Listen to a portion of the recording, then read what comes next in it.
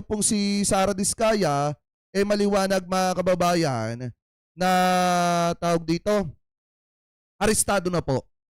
Kasi sabi po dito mga kababayan sa TV Patrol, arestado na ang kontratistang si Sara Diskaya para sa kasong malversation of public funds at saka daw po graft kaugnay ng Ghost Flood Control Project sa Davao Occidental mga kababayan. So kung makikita nyo, lumabas na po yung arrest warrant laban po dito kay Sara Diskaya at yan po ay inimplement na po sa kanya mga kababayan at yan naman po ay tinanggap po niya. Dahil nga alam naman po natin na kusang nag-surrender, ito pong si Sara Diskaya kahit wala pang lumalabas na arrest warrant laban po sa kanya. So ngayon, pakinggan po natin mga kababayan ang report ng ating mahal na presidente patungkol po dyan. So ito, i-play po natin. Mga kababayan, magandang araw po sa inyong lahat.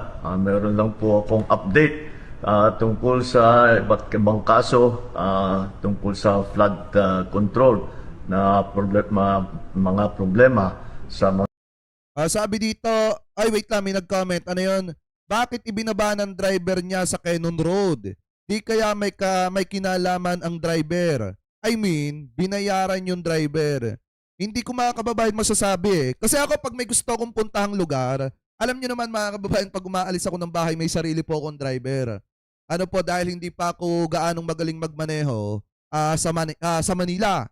So ngayon mga kababayan, pag may gusto akong puntahang lugar, sinasabihan ko lang yung driver ko na, ibaba mo muna ako dyan. Kung gusto mong mamasyal, kumain-kain ka muna dyan, dyan ka muna. Dito, maghihikap-hikap lang ako. So, ganun kasi mga kababayan, may mga ganung senaryo kasi, kaya hindi natin pwede pang pagdudahan. Sa ngayon, yung driver, lalo na, at tawag dito, lalo na mga kababayan, at may mas malalim pang investigasyon na isinasagawa po hingil po sa pagpanaw ni Miss Catalina Cabral. Pero ngayon, sabi ko nga po sa inyo, kung ano man yung lumalabas mga kababayan na kesyo natagpuan, nahulog sa may Cannon Road, pagkatapos iwanan ng kanyang driver mga kababayan, yun pa lang, yung paniniwalaan natin, lalo na at wala pang lumalabas na mas malalim pang impormasyon patungkol po sa pagkawala ni Miss Catalina Cabral. Pero anyway, mga kababayan, eto, tuloy po natin. Mga iba't ibang kontrata. Ipapabot ko po sa inyo na ang 96.5 million na Ghost Flood Project sa Davao Occidental, naglabas na ng warrant of arrest ang korte laban sa 10 pangunahing sangkot dito sa anomalyang ito. Ang mga akusado ay nahaharap sa kasong graft at malversation. Ito pong mga kasong ito. Ate Eileen Drinon, mega love shoutout po sa inyo at saka sa mga kaibigan nyo po dyan po sa Japan, mega love shoutout. Ate Eileen Drinon, nakalimutan ko yung pinapa-shoutout mo noong nakaraan eh.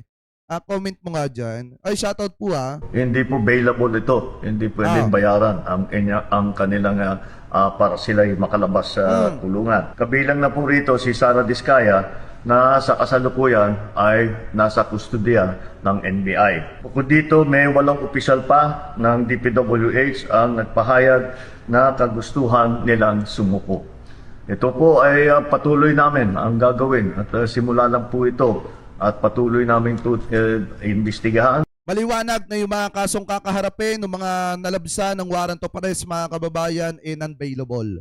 Ibig sabihin, sa madalit salita ay doon po sila magpapasko sa loob ng bilangguan. So ngayon, siguro marami nagtatanong sa inyo, Jake, kailan naman nating makikitang magpapasko etong si Saldico sa loob ng bilangguan? Hintay-hintayin lamang po natin mga kababayan. Siguro, magugulat na lang tayo. Katulad ngayon, nagulat tayo, lumabas na pala yung arrest warrant nito pong si Sara Diskaya. Ako mga kababayan, naniniwala ako, mapapauwi ng Pilipinas at maaaresto din niyang si Saldico na yan. Hindi po yan makakataka sa kanyang pananagutan. Anyway, tuloy pa natin. At kakasuhan lahat po ng may kinalaman sa mga iskandalo na nakikita natin sa mga flood control project.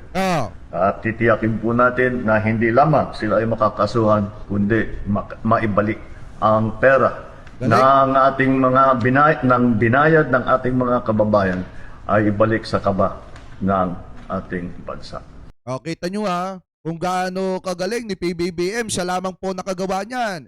na ipapakulong yung mga sangkot sa maanumalyang flood control at corruption mga kababayan. At the same time, ipinababalik po yung mga ninakaw nila sa kaban ng bayan. So ngayon mga kababayan, ang isa pa po dyan, kung titingnan po ninyo, ito yung time kung saan mga kababayan isinisilbi na po kay Sara Diskaya yung kanyang arrest warrant at binabasahan siya ng Miranda rights. Ano po, so ito i-play po natin.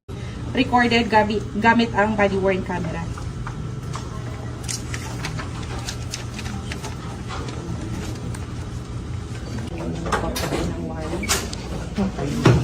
Ayan na oh. Receive by Arrest arrest na inisyu po laban sa inyo, Cesara Rowena C. Diskaya, ng Regional Trial Court, Branch 27, Lapu-Lapu City, Cebu, for criminal case number RLLP 25-01889-CR for violation of Section 3E of RA 3019 as amended. At yung warrant of arrest po na inisyu ng Regional Trial Court, Branch 27, Lapu-Lapu, Cebu City, for criminal case number RLLP-25-01890-CR4, malversation of public funds or property under Article 217 of the Revised Penal Code through falsification under Article 217 in relation to Articles 171 and 172 of the Revised Penal Code. Daming kaso no? May karapatan po kayong manahimik. Ano man ang inyong sabihin ay pwedeng magamit pabor or laban sa inyo sa Kita nyo kung gaano kadami ng kaso ni Sara Diskaya mga kababayan. Malabo na po talaga itong makalaya. Malabo na po itong makalabas mga kababayan, lalo na at yung ibang kaso po niya non-bailable. At saka siguro marami nagtataka sa inyo, paano naman si Curly Diskaya? Alam nyo mga kababayan, makakasuhan din po siya. Sa ngayon si Curly Diskaya po ay kasalukuyan nakakulong pa rin. Ano po sa kustudiya ng Senado. At ako naniniwala ako mga kababayan na malapit na po niyang samahan yung kanyang asawa na si Sara Diskaya dito po sa loob ng bilangguan. Ano po habang dinidinig yung kanilang mga kaso. So ngayon, ang maganda kasi dito mga kababayan, kung makikita po ninyo, yung sinabi ng ating mahal na presidente unti-unti na nangyayari. Ano po na kung saan bago magpasko ay may mga maaaresto na. At alam naman po natin mga kababayan na ito pong si Sara Diskaya, isa po yan sa mga big fish. 'Di ba mga kababayan? Isa po yan sa mga big fish ng maanumalyang flood control. Sila nga yung Queen and King. Ano po ng mga flood control scandal. Ano po, so ngayon, ang maganda po dito, nalabsan na siya ng arrest warrant at haharapin na po niya yung kanyang pananagutan. Anyway, shoutout po mga kababayan kay kay Ma'am Mona Santos of Ang's Idol Collection from Japan. Merry Christmas po mega love shoutout po sa inyo. Anyway, shoutout din kay Kuya Cesar de los Reyes. Ano po mga kababayan. So ngayon ang hindi ko din maintindihan dito mga kababayan, kung titingnan nyo po, since nakasuhan na po itong si Sara Diskaya, meron pong isang vlogger na di umano ay nag-iingay patungkol po dyan at kinokonekta pa mga kababayan yung tawag dito, yung mga politiko dito kay yung mga politiko diyan po sa Tarlac, dito po kay Curly Diskaya at saka po kay Sara Diskaya. So ngayon kung titingnan niyo mga kababayan, pinapalabas po ni Pyra Lucas na di umano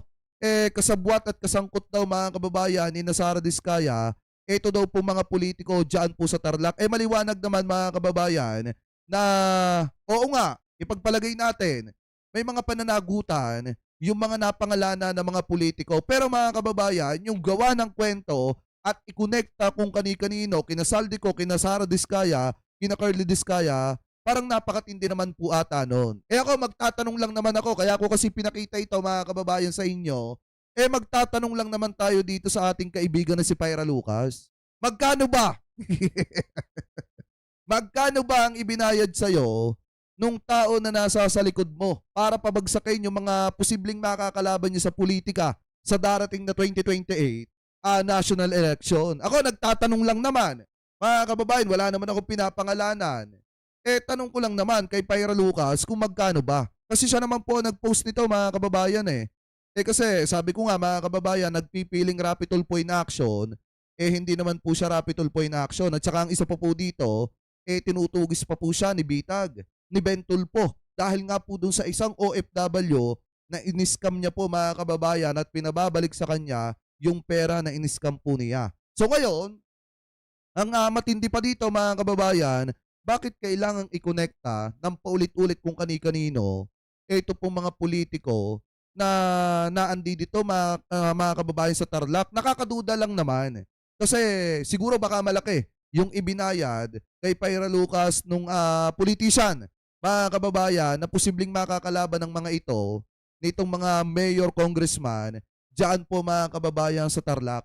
Ano po, kumbaga, ginagamit itong si Pyra Lucas para punteriyahin yung mga politiko doon po sa Tarlac. Pero anyway, mga kababayan, kayo po, ano po masasabi nyo? Hingil po dyan sa mga topic na yan na tinalakay po natin about po dito sa posibleng pananagutan, mga kababayan, ni Sara Diskaya at neto pong iba pa na maaaresto bago po magpasko, mga kababayan. Pero ang maganda po kasi dito, non-bailable yung kaso, mga kababayan, nakakaharapin ni Sara Diskaya. Sa madalit salita, hindi po sila makakalabas sa araw ng Pasko at magpapasko po sila sa loob ng bilangguan, mga kababayan. At yung iba pa na posible na maaaresto sa mga susunod na araw po. Ano po, so comment below na lamang po, mga kababayan, kung ano po masasabi nyo. Hingil po dyan sa issue po na yan.